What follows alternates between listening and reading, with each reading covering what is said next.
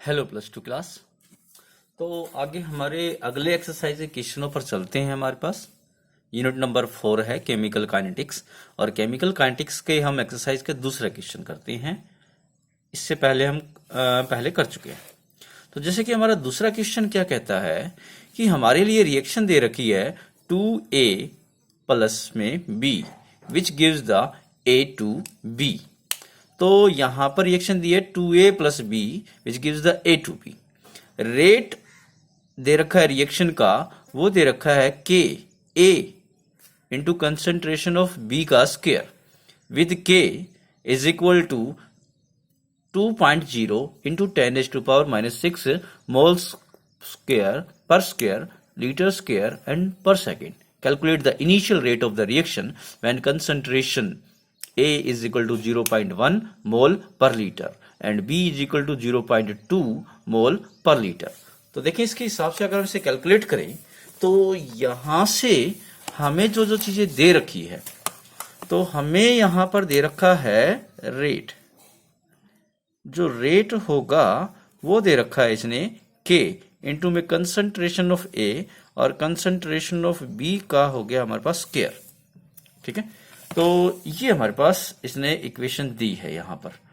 अब यहां K की वैल्यू दे रखी है 2.0 इंटू 10⁻⁻6। K की वैल्यू जो दे रखी है K बराबर है 2.0 इंटू 10⁻⁻6 और यहां A 0.1 और B 0.2। कंसेंट्रेशन ऑफ A है 0.1 मोल पर लीटर पर सेकंड और कंसेंट्रेशन ऑफ B है 0.2 मोल पर लीटर पर सेकंड, मोल पर लीटर पर सेकंड। तो सबसे पहले कहता है इनिशियल रेट निकालें इसका। तो देखिए यहाँ K की वैल्यू पुट करते हैं। K की वैल्यू पुट की तो K की वैल्यू कितनी है 2.0 इंटू में 10⁻⁻6। ये K की वैल्यू है, मल्टीपल ऑफ A की वैल्यू कितनी है 0.1 मोल पर लीटर और B की वैल्यू कितनी है 0.2 मोल पर लीटर। तो ये हमारा टोटल यूनिट आ जाएगा मोल पर लीटर पर सेकेंड। इन तीनों को हम गुणा करेंगे तो ये इनिशियल रेट आ जाता है। अब इसमें आगे भी क्वेश्चन पूछा गया है। आगे क्वेश्चन इन्होंने पूछा है कि calculate the rate of reaction after A reduce to 0.06। A पहले 0.1 था, 0.1 से वह रिड्यूस हो गया 0.06 तक। तो मतलब यहां पर A में चेंज कितना आया, A में कितना चेंज आया, फाइनल A हुआ 0.06 और पहले जो A था वो था हमारे पास 0.1। तो देखें 0, तो इसमें जो चेंज आया वो आया माइनस का 0.04, माइनस का 0.04 A के अंदर चेंज आया। तो मतलब d/dt of concentration of A कितना रहा, वो रहा 0.04, इतना रहा। तो अगर इसके दौरान जो B में चेंज आएगा वो कितना आएगा, तो B का चेंज अगर हम देखें तो B के अंदर चेंज निकालें तो हमारे पास जो रिएक्शन है, हमारे पास जो ये ऊपर ऑर्डर दे रखा है इसके हिसाब से हमारी रिएक्शन क्या बनेगी, उसके आधार पर हमारी रिएक्शन बनेगी A प्लस में 2B which gives the product. तो यहां से अब रेट ऑफ रिएक्शन निकालें तो रेट ऑफ रिएक्शन आएगा, रेट बराबर आएगा d/dt of concentration of A minus में, वो बराबर होगा माइनस का 1/2 d/dt of concentration of B। यहां से हमारे पास, तो इसके हिसाब से हमारे पास देखें तो जो हमारे पास यहां से हमारे पास जो रिएक्शन दे रखी है ये नहीं है, हमारे पास जो रिएक्शन दे रखी है वो दे रखी है 2A प्लस में B which gives the product. 2A plus में B which gives the product के हिसाब से देखें तो हमारे पास जो रेट रहेगा वो होगा माइनस का 1/2 इंटू में d/dt और जो बराबर होगा वो होगा d/dt माइनस का कंसेंट्रेशन ऑफ B के बराबर। हमारे पास जो ये रिएक्शन दे रखी है कि रिएक्टेंट क्या आएगा 1/2, देखो A से मल्टीपल हो रहा है 2 तो 1/2 माइनस का और A की कंसेंट्रेशन dA/dt, या फिर बराबर रहेगा B के हिसाब से माइनस का रिएक्टेंट के लिए d/dt ऑफ B, इसके बराबर रहेगा। तो आपने देखा कि dBy बाई dt निकालूं तो dA बाई dt को मैं 1/2 से डिवाइड कर दूं, तो मतलब dA बाई dt हमारे पास निकला कितना है, dA बाई dt हमने निकाला है 0.04। तो यहां मैं पुट कर देता हूं 0.04/2 इज 0.02, यानी B के अंदर चेंज आया। A के अंदर चेंज कितना हुआ, change of A is equal to 0.04 और चेंज ऑफ B जो हुआ हमारे पास वो हुआ 0.02। तो ये वैल्यू पुट कर देते हैं हमारे पास इस इक्वेशन में। रेट बराबर आया K इंटू में कंसंट्रेशन ऑफ A इंटू में कंसंट्रेशन ऑफ B का स्क्वायर। तो K की वैल्यू हमारे पास सेम रहेगी, K की वैल्यू हमारे पास थी 2.0 इंटू में 10⁻⁻6 मल्टीपल कंसंट्रेशन ऑफ A हमारे पास चेंज हो रहा है 0.04 और कंसंट्रेशन ऑफ B जो चेंज हो रहा है 0.02 का स्क्वायर। ये हमारे पास रेट आएगा। इस प्रकार हम यहां पर रेट निकालेंगे। तो ये हमारा कंप्लीट हुआ ये क्वेश्चन। अगले क्वेश्चन पे आते हैं। तो कहता है डिटरमाइन, तो यहां कहता है the decomposition of the ammonia on the platinum surface is zero order. Ammonia N2 और 3H2 में टूटता है, वो जीरो ऑर्डर रिएक्शन है। What are the rate production of N2H2, K की वैल्यू दे रखी है। तो देखें हमारे पास, चलो रिएक्शन लिखते हैं पहले। तो रिएक्शन लिखें तो उसके लिए हमारे पास रिएक्शन क्या हो जाएगी, रिएक्शन होगी NH3 एसिड 2, वो टूट रहे हैं N2 प्लस में 3H2। ये हो गई हमारे पास रिएक्शन। अब इस रिएक्शन के हिसाब से ये जीरो ऑर्डर के है, तो चलो पहले इसका इंस्टेंटेनियस रेट ऑफ रिएक्शन निकाल देते हैं। इसके हिसाब से देखें तो माइनस का d/1/2 d by dt of concentration of NH3, और अगर मैं प्रोडक्ट के हिसाब से देखूं तो plus d by dt of concentration of N2, और इसके हिसाब से देखूं तो प्लस का 1/3 d by dt of concentration of H2। ये इंस्टेंटेनियस रेट ऑफ रिएक्शन रहेगा। और अगर हमें रेट लॉ के हिसाब से देखूं तो रेट, ये भी रेट है हमारे पास और ये भी रेट ऑफ रिएक्शन आएगा, तो वो बराबर होगा K इंटू में कंसंट्रेशन ऑफ NH3 की पावर 0, तो मतलब K के बराबर हुआ। तो ये भी रेट है हमारे पास, ये भी रेट है हमारे पास, दोनों बराबर रहेंगे। इसका मतलब ये इसके बराबर, ये इसके बराबर, ये इसके बराबर, इसके बराबर रहेंगे।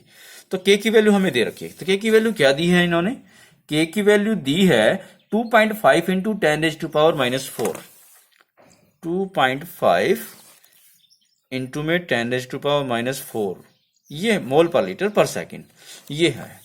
तो यहां से मुझे क्या पता लगा, यहां से मुझे पता लगा कि ये इसके बराबर है, तो मतलब d by dt of N2 बराबर आया 2.5 इंटू में 10⁻⁻4, और ये इसके बराबर है क्योंकि सभी रेट के बराबर है। रेट इसके इसके इसके तीनों के बराबर है और रेट इसके बराबर भी है, तो मैंने पहले इसके साथ रखा।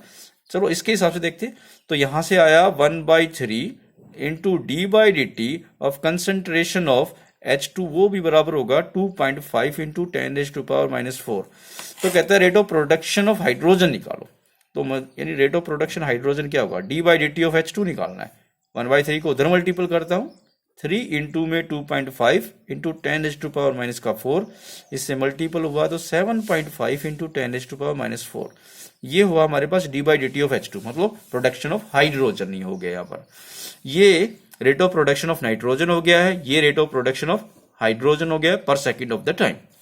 तो यहां पर हम बात करें और क्या पूछा इन्होंने, और कुछ पूछा इन्होंने, देखते हैं। What are the rate of production of N2 and H? तो बस यही पूछा है।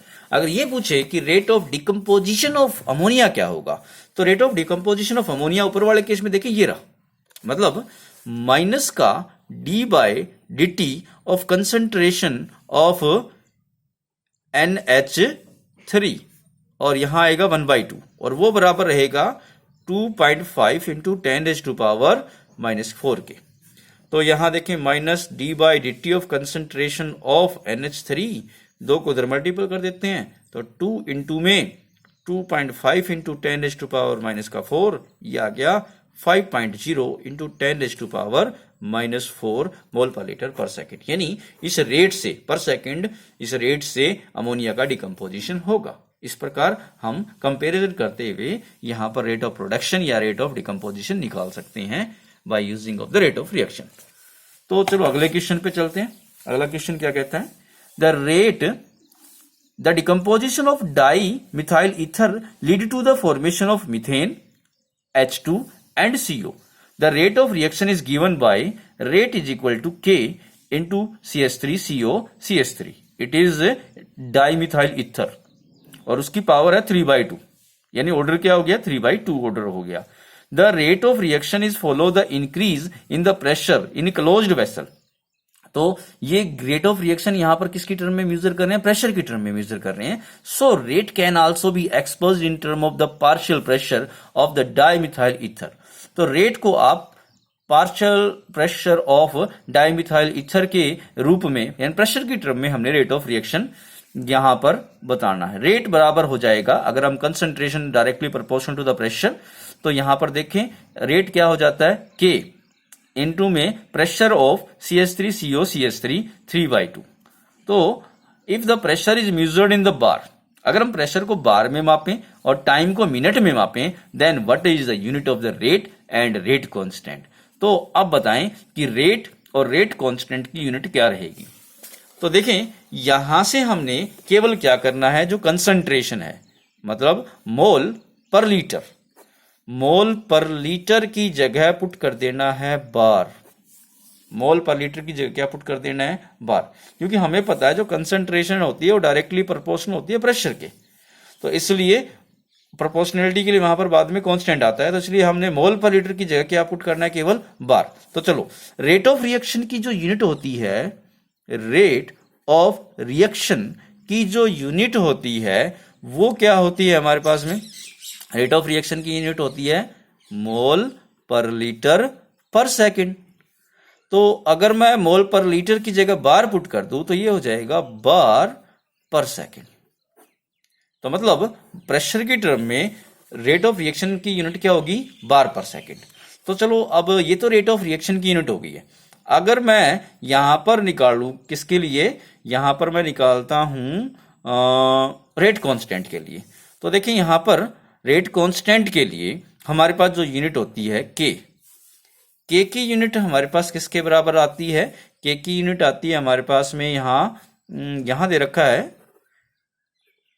रेट ऑफ रिएक्शन बराबर होगा K इंटू प्रेशर की पावर 3/2। तो यहां पर देखें तो ये आ गया हमारे पास में बार पर सेकंड K, और यहां पर हमारे पास आ गया है प्रेशर का हमने लिखना है बार में, और उसकी पावर कितनी हो गई 3/2। तो इसको हम बटे में ले जाते हैं, K की यूनिट हमारे पास क्या हो जाएगी बार अपॉन में बार की पावर 3/2, और ये हो गया पर सेकंड। तो इसको ऊपर ले जाते हैं, बार की पावर हो गई है 1 माइनस में 3/2 और ये हो गया है पर सेकंड। तो इसमें से देखें तो बार की पावर आ गई है माइनस का 1/2 और पर सेकंड। इस प्रकार हम यहां पर निकालेंगे रेट कांस्टेंट की यूनिट। तो ये हमारे पास रेट कांस्टेंट की यूनिट आ गई है और ऊपर हमारे पास आ गई है रेट ऑफ रिएक्शन की यूनिट। तो इस प्रकार हम इस क्वेश्चन को यहां पर करेंगे। तो इसके बाद हमारे पास रहता है mention the factor that affect the rate of reaction. आप उन फैक्टरों को मेंशन करें जो रेट ऑफ रिएक्शन को प्रभावित करते हैं। तो देखें कौन कौन से फैक्टर होते हैं जो रेट ऑफ रिएक्शन को प्रभावित करते हैं। तो हमारे पास जो पहला फैक्टर आता है वो आता है नेचर ऑफ रिएक्टेंट्स। रिएक्टेंट का नेचर, रिएक्टेंट ज्यादा एक्टिव होते हैं, स्टेबल है या अनस्टेबल है, इन बातों पर डिपेंड करता है। दूसरा हमारे पास किस पे डिपेंड करता है, दूसरा हमारे पास डिपेंड करता है टेम्परेचर पे। भाई जितना ज्यादा टेम्परेचर होगा रेट ऑफ रिएक्शन उतना फास्ट होगा। और यहां पर हम देखें every 10 degree rise of the temperature rate of reaction becomes 2 से 3 टाइम्स, क्योंकि rate of temperature temperature rate constant को प्रभावित करेगा और rate constant rate of reaction को प्रभावित करेगा। तीसरा हमारे पास जाता है कंसंट्रेशन। कंसंट्रेशन हम बात करें, कंसंट्रेशन जितनी ज्यादा होगी वो ऑर्डर पे डिपेंड करता है, तो कंसंट्रेशन बढ़ेगी तो रेट ऑफ रिएक्शन भी बढ़ेगा। नंबर चौथा जाता है एक्टिवेशन एनर्जी। एक्टिवेशन एनर्जी के ऊपर हम बात करें तो जितनी ज्यादा एक्टिवेशन एनर्जी होगी रेट ऑफ रिएक्शन उतना स्लो होगा। और चौथा पांचवा जाता है कैटालिस्ट।